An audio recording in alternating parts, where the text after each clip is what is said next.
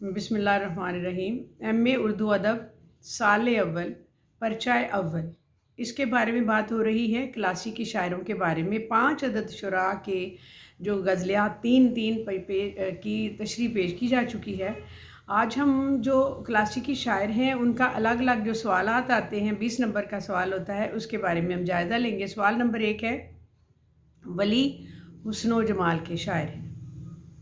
2, वली के तसव्वुर हुस्न की वजाहत करें। नंबर 3, वली जमाल दोस्त शायर हैं लेकिन तफक्कुर की कमी के सबब हुस्न से उनकी दिलचस्पी हयाती सतह से बुलंद नहीं हो पाती। आपका क्या ख्याल है? देखते हैं, आप इसको गौर से सुनिएगा। और वली उर्दू शायरों में एक ख़ास तर्ज के मालिक हैं। उनके कलाम में एक ख़ास किस्म की मानवियत, तर्ज अदा में अजीबोगरीब दिलकशी पाई जाती है। कुछ अरसे से उनकी ज़िंदगी में शायरी में उनके मुतालिया में बड़ी दिलचस्पी ली जा रही है। ख़ुसूसन सादगी में उनके मुतालिक, उनकी शायरी के मुतालिक दक्कन में बहुत काम हुआ है, जो काफ़ी काबिल कदर है, जिसकी वजह से वली की शायरी को समझने में बड़ी आसानी हुई है। वली के कलाम में हुस्न व जमाल सबसे बड़ा मौजू है। हुस्न उनके लिए एक तजर्बा है जिसके बायस उनके जिस्म रूह में जो सरमस्ती का समंदर करवटें लेता है, वो हुस्न से लुत्फ़ उठाते हैं लेकिन जिनसी मामलात से दूर ही रहते हैं, क्योंकि हुस्न व जमाल उनके लिए एक पाकीज़ा शय है। ये याद रखना है आपने।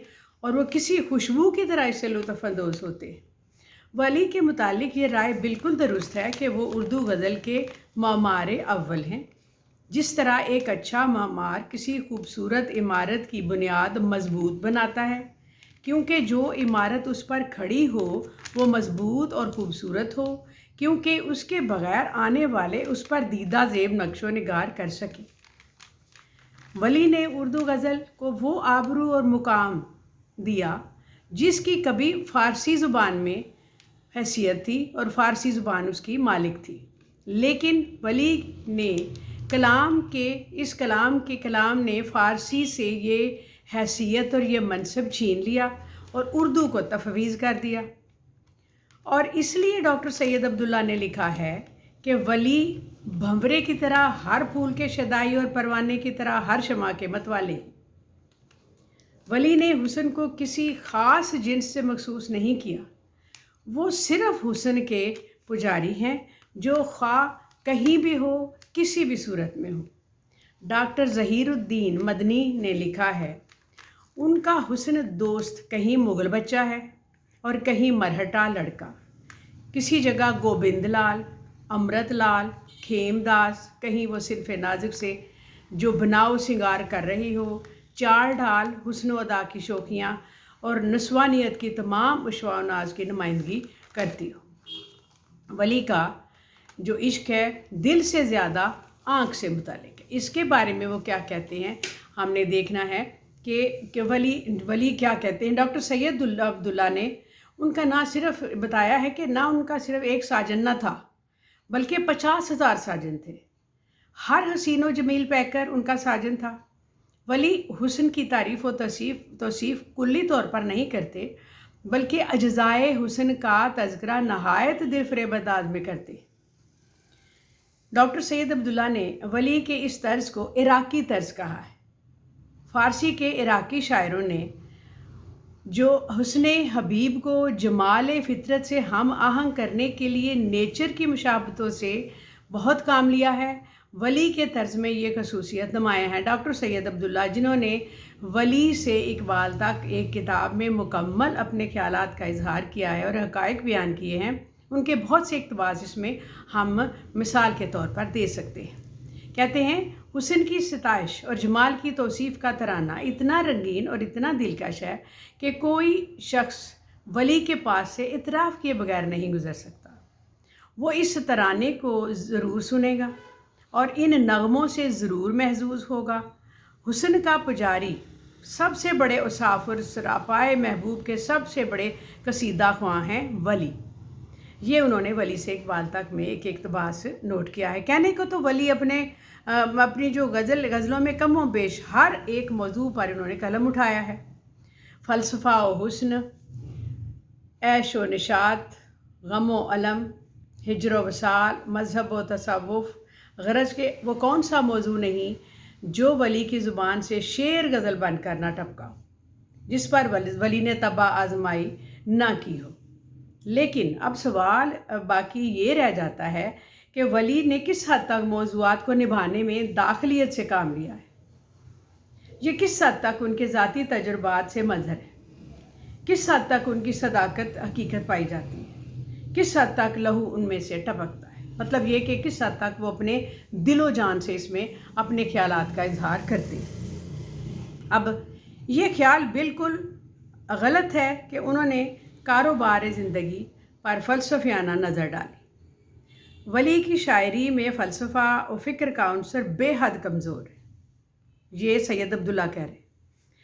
اس نے راز کشائی کی بجائے، جس کا نتیجہ حیرت و محرومی کے سوا کچھ نہیں، زندگی کے جمال اور کائنات کے حسن سے سرور اور مسرت حاصل کرنے اور نگاہ کی لذتوں سے سیراب ہونے کو بہتر سمجھتے ہوئے، ولی نے دنیا کو بے ثباتی جیسے مقبول مضمون پر کچھ زیادہ غور نہیں کیا۔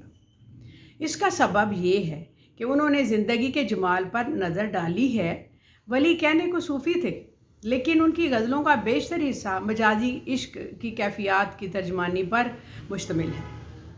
ولی نے انسانی حسن کو بڑی شدت سے محسوس کیا ہے۔ ان کی غزلوں کو مجموعی طور پر دیکھا جائے تو حسن، صنف نازک، صنف لطیف کا حسن ہی نظر آتا ہے، اور اس حسن میں بھی مقامی رنگ کے اثرات ہیں، اور یہ حسن پرستی ان کی یہی جو ہوس تھی تک محدود ہو کر نہیں رہ جاتی، وہ عشق کی دنیا میں پہنچ جاتی ہے۔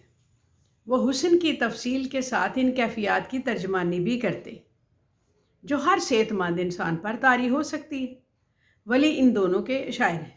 ان کی غزلوں میں خارجی حسن کی کیفیت کا بیان بھی ہے، اور ساتھ ساتھ ان آفاقی واردات و کیفیات کی ترجمانی بھی ہے جن کو عشق پیدا کر سکتا ہے۔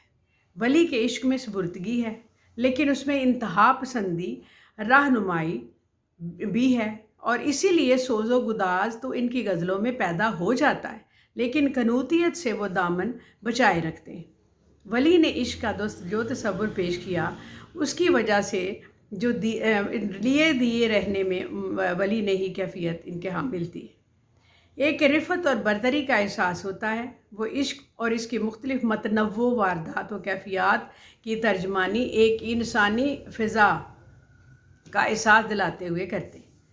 حسن اور لوازمات، عشق اور متعلقات، عشق کی حقیقت، واقعیت سے کسی بھرپور تصویریں کئی ان کے اشعار میں ملتی ہیں۔ ولی کی غزل میں شگفتگی کا باعث ان کا تصور محبوب بھی ہے۔ ولی کے محبوب کے کئی نام ہیں، وہ بڑے ہی سلیقے اور پیار سے ان کا نام لیتے ہیں۔ ساجن، پریتم، پیارے لال، من موہن، نازو ادا، فتنہ، نگین ادا جیسے خوبصورت مدھر کومل نام ولی کو حسن پرستی کی سمت اشارہ کرتے ہیں۔ ولی کا محبوب اردو شاعری بدیانت محبوب نہیں، وہ ایک گوشت و پوست کا انسان ہے، اور اسی میں وہ سمجھتے ہیں کہ اسی میں وہ اپنی گرمی محسوس کرتے ہیں، اسی کا حرارت محسوس کرتے ہیں۔ ولی کا محبوب سرو قامت ہے، اس کا بدن نور کے سانچے میں ڈھلا ہوا ہے، اس لیے ولی کا محبوب رنگت میں صباحت ہے، لب یاقوت کی مانند سرخ ہیں، جسم سڈول ہے۔ محبوب ان غزلوں میں چلتا پھرتا، اٹکیلیاں کرتا، ہنستا مسکراتا، ادا دکھاتا، شرماتا لجاتا نظر آتا ہے۔ ولی کی غزل میں احساسات، حسن کا رچاؤ بہت زیادہ ہے۔ وہ حسن کی توصیف کلی طور پر نہیں کرتے، بلکہ اجزائے حسن کا تذکرہ مزے لے کر کرتے ہیں۔ ڈاکٹر سید عبداللہ نے کہا کہ یہ عراقی طرز ہے۔ عراقی طرز سے ان کی مراد یہ ہے کہ ان معاملات میں عشق کے بجائے حسن کا تذکرہ زیادہ ہوتا ہے۔ وہ حسن کی ستائش کرتے ہیں، اور ستائش بھی بہت خوب کرتے ہیں۔ مثلاً کائنات کے اسرار کی تفسیر نہیں کرتے، وہ زندگی کے بارے میں فلسفیانہ بحث میں الجھنے کی بجائے کائنات کے حسن کی شرح بیان کرتے ہیں۔ ज़िंदगी की मसरतों को अपने अंदाज़ में बयान करते हैं। सैयद अब्दुल्ला कहते हैं उनका सबसे बेहतरीन तबसरा इसके बारे में यही है कि वली ने फ़िक्र हिकमत की गुत्थियाँ नहीं सुलझाईं, उन्होंने चाँद की चांदनी और आफताब की हैरत अंगेज़ धूप पर दिलकुशा वसत और सुबह शाम के दिलावेज़ हुस्न को तमाशाई बनना और उनसे हवास ज़ाहिर व बातिन का मसरूर बनाना सीखा और सिखाया है।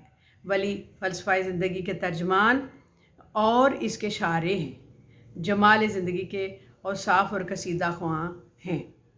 वली के बारे में सैयद अब्दुल्ला ने अपने ख़यालात का इजहार इन अल्फाज में किया है, और सैयद अब्दुल्ला ने जो बयान किया है वो सबसे ज़्यादा मुस्तनद है, क्योंकि उन्हीं की किताब हमेशा आपके सिलेबस में पढ़ाई जाती है, MA उर्दू के सिलेबस में। चुनाचे वली के बारे में जो उन्होंने हुस्न व जमाल का शायर जो कहा गया, वली के तसव्वुर हुस्न व जमाल से बहस कीजिए और वली के तसव्वुर हुस्न व इश्क क्या है, इसके बारे में थोड़े से आपको थोड़ी सी मतलब पॉइंट्स बताए हैं। अब इससे आगे हम इनका देखेंगे तगज़्ज़ुल ख़ारिजियत नेक्स्ट वीडियो में इंशाल्लाह। इसको आप सुनिए, शेयर कीजिए, लिंक कीजिए, सब्सक्राइब कीजिए और मुझे अपने ख़यालात से नवाजिए, ताकि मुझे भी पता चले कि आपको कुछ इसका फ़ायदा हो रहा है। खुदा हाफ़िज़। अस्सलाम वालेकुम।